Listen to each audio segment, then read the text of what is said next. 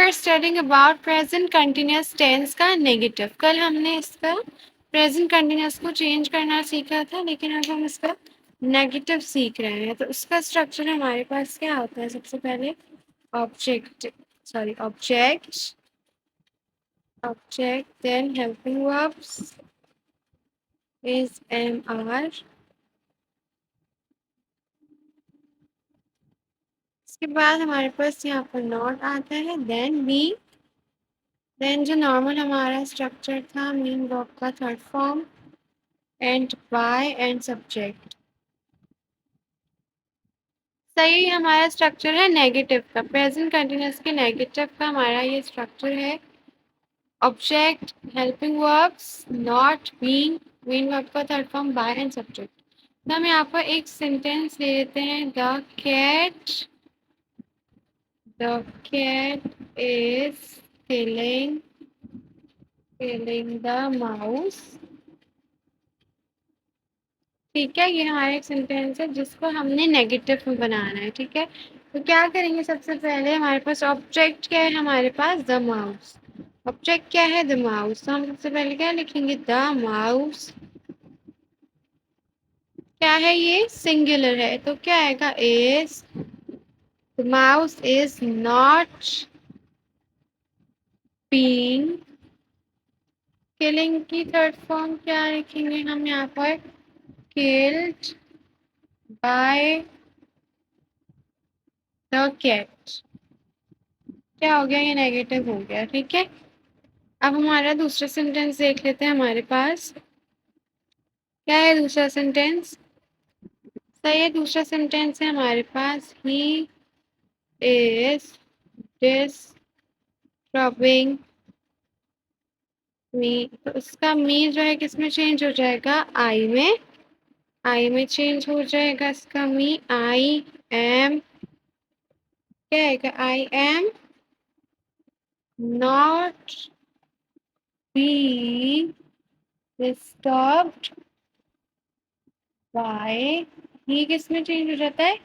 Him में। हमने पढ़ा था ना पहले कि ही चेंज होता है हिम में, शी चेंज हो जाता है हर में, और क्या है? मी हो जाता है आई में, और जो दे होता है या वी को दे में जरूरत नहीं पड़ती चेंज करने में। ठीक है, अच्छा तो इसका इंटेरो है हमारे पास, प्रेजेंट कंटिन्यूअस का इंटेरो एक्टिव में किस तरह से बनता है? सबसे पहले क्या आता है? इंटेरो मीन सवालिया जुमले जिसमें सवाल पूछा जाए। ठीक है, सवालिया। उसके बाद सबसे पहले इसमें हेल्पिंग वर्ब्स आ जाते हैं जिसमें सवाल किया जा रहा होता है, is am are, then we have subject, then we have main verb का first form, then we have I N G, उसके बाद ऑब्जेक्ट। अच्छा, ये तो नॉर्मल वाला है जिसमें आई एन जी है, लेकिन हम अगर इसको पैसिव में बना रहे हैं तो सबसे पहले हमारे पास क्या होना चाहिए? सबसे पहले यही होंगे हेल्पिंग वर्ब्स, क्योंकि ये क्या है? इंटेरो है। इंटेरो में अगर आप बना रहे हो तो हेल्पिंग वर्ब पहले आ जाते हैं। ठीक है, इसके बाद यहाँ पर ऑब्जेक्ट आएगा, देन वी हैव क्या आएगा? यहाँ पर बीइंग आएगा। ठीक है, after being what we have? Main verb का थर्ड फॉर्म, उसके बाद by, then we have lastly we have subject. ठीक है, ये होता है पैसिव का। लेकिन अगर ये डबल इंटेरोगेटिव है, डबल इंटेरो मतलब यानी डबल सवाल किया जा रहा है, इसमें ये भी है और WH क्वेश्चंस भी हैं। ठीक है, उसका स्ट्रक्चर किस तरह से होगा? बस यहाँ पर WH ऐड हो जाएगा, बाकी ये वही रहेगा, इज एम आर।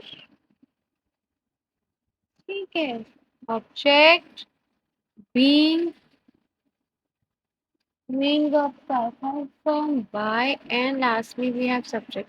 अगर ये डबल इंटेरो नहीं है तो क्या होगा? सिर्फ इज एम आर या जो भी हेल्पिंग वर्ब से स्टार्ट होगा वो ऑब्जेक्ट पे डिपेंड करता है, हेल्पिंग वर्ब से स्टार्ट होगा। अगर ये डबल इंटेरो है यानी डबल सवाल पूछ रहे हैं तो WH होगा, फिर यही स्ट्रक्चर होगा। तो हम इसे कुछ एग्जाम्पल्स देख लेते हैं यहाँ पर। ठीक है, हमारे पास ये सेंटेंस है, हमारे पास are they taking him to the hospital. इसमें सबसे पहले हमारे पास हिम हमारा ऑब्जेक्ट है, not the hospital is an object. ठीक है, हिम हमारा ऑब्जेक्ट है और हिम है तो वो ही में चेंज हो जाता है, और ही क्या है? सिंगुलर है, तो ये इससे स्टार्ट होगा, इज ही या इज ही बीइंग आ जाएगा हमारे पास, is he being taken to the hospital. ठीक है, चेक इन टू। अब यहाँ पर हमारे पास, एक मिनट, ये आ गया हमारे पास हॉस्पिटल। अब यहाँ पर दे को चेंज करने की ज़रूरत नहीं, क्योंकि यहाँ पर हमारा जो सेंटेंस है ये पूरा कंप्लीट हो चुका है। Is he being taken to the hospital. ठीक है, अब दूसरा सेंटेंस देखते हैं हमारे पास।